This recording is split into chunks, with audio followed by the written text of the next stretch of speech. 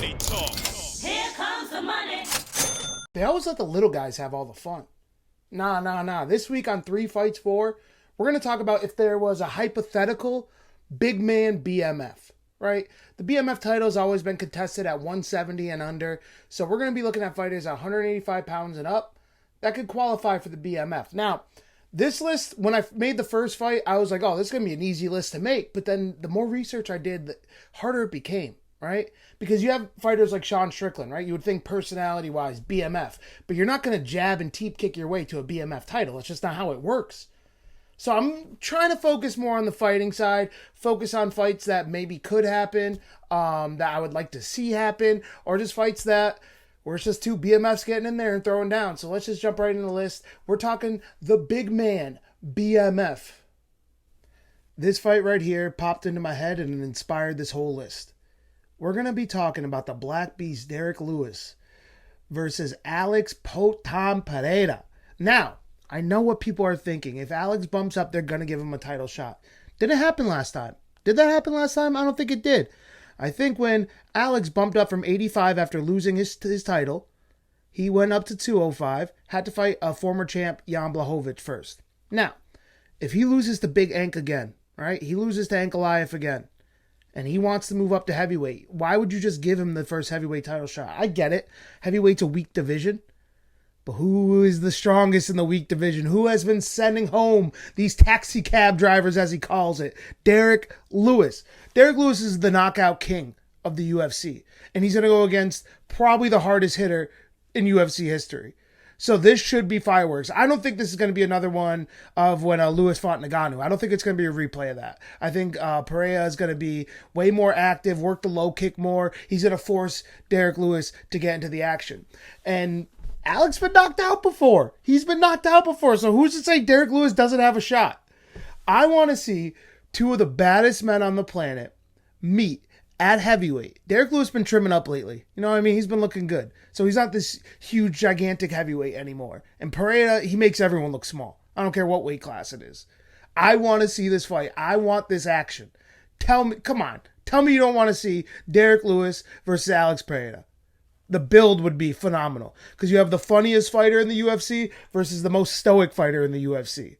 And the fight itself, like I said, would be fireworks. Someone's going to sleep.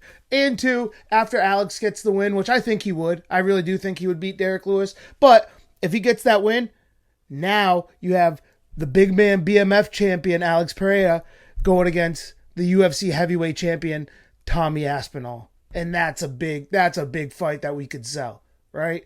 So, first matchup, we're going to go with the Black Beast Derrick Lewis versus Poatan Alex Perea. This is a fight I've been wanting to see for a long time, and I'm happy it's actually in the works. We're getting it October 6th. We're going to get Yuri Perhaska versus Khalil Roundtree. Now, a while ago in one of my shorts, I dropped in fights that I would like to see. And this was probably the second one I put on there. And a couple days later, it was announced. Coincidence? Probably a coincidence. I don't think Hunter Gamble is watching my videos, but it was pretty cool that we got it right. And I want to see it. I think Khalil's probably one of the best pure Muay Thai strikers I've seen in a long time in the UFC, right? A long time. And Yuri's the most unpredictable kickboxer in the UFC. So I want to see how these styles clash with each other. You know what I mean? Where you look at Khalil, he is so mean and vicious. And once he knocks you down, his ground and pound is probably the grossest I've ever seen in MMA. He does liver kicks to the body when you're grounded. He is just an absolute savage. Now, personality-wise, is Khalil Roundtree a BMF? No, I actually think he's a sweetheart. But Max Holloway's a sweetheart, but he fights like a savage. Khalil Roundtree fights like a savage. And then you got Yuri Perhaska. This guy is a real-life samurai. He's a modern-day samurai. What's more BMF than that? This guy is a psychopath. He's on his own wavelength. This guy is unbelievable. So you're going to get 2 of the most dynamic strikers getting in there October 6th. I think this could be a BMF title fight. And the reason I wish they actually would make a Big Man BMF for this fight is because if Yuri wins and Alex wins, it's going to be tough for Yuri to get a title shot. Like, let's be honest here. Yuri wants Ankalaev to win. If I was Yuri, I'd want Ankalaev to win because you're not going to give Yuri the third match with Perea when he's already 0-2. So I really wish they would put the BMF title on the line. I do see if Alex wins, Khalil might get a rematch because their first fight was competitive and it was fun and it was on the feet and it was exciting. But yeah, I don't see Yuri getting a rematch. I wish they would put up the made-up Big Man BMF. So matchup 2, we're going to go with Yuri Perhaska versus Khalil Roundtree. One of these guys is a proven BMF. And the other, I think I'm going to get a lot of pushback for. Because when I started looking at this list, it was this fight that was the hardest to pick, the third fight, because there wasn't really that many that popped out at me. And this one popped out at me for one reason only. Look at Shara Bullet. We're talking the Reaper Robert Whitaker versus Shara Bullet Magdoff. Now, when you look at this man, he has one eye. The last fight he was in shattered his nose. He looks and acts like a pirate. This man is a BMF. And if you look at his fighting style as well, he's always wanted to be on his feet. He's always wanted to strike. He threw that nasty double spinning back fist, right? He is excitement. I think throwing him in the BMF category this young in his career might be a little bit far. Might be a stretch for me to do that.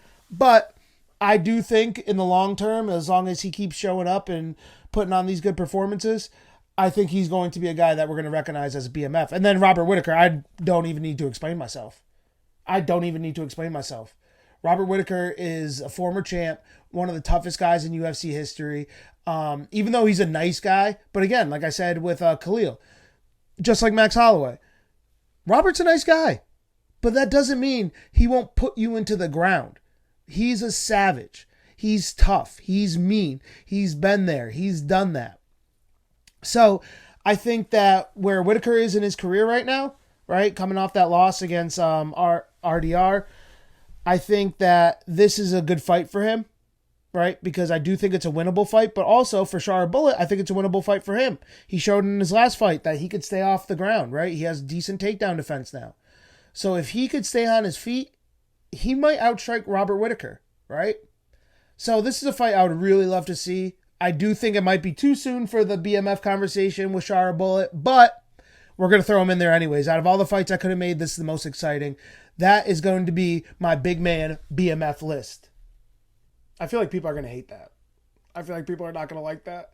Well, those are the ones I want to see at least, right? You may agree, you may disagree. Put it in the comments below, right? Make sure you like, share, subscribe, all that good stuff.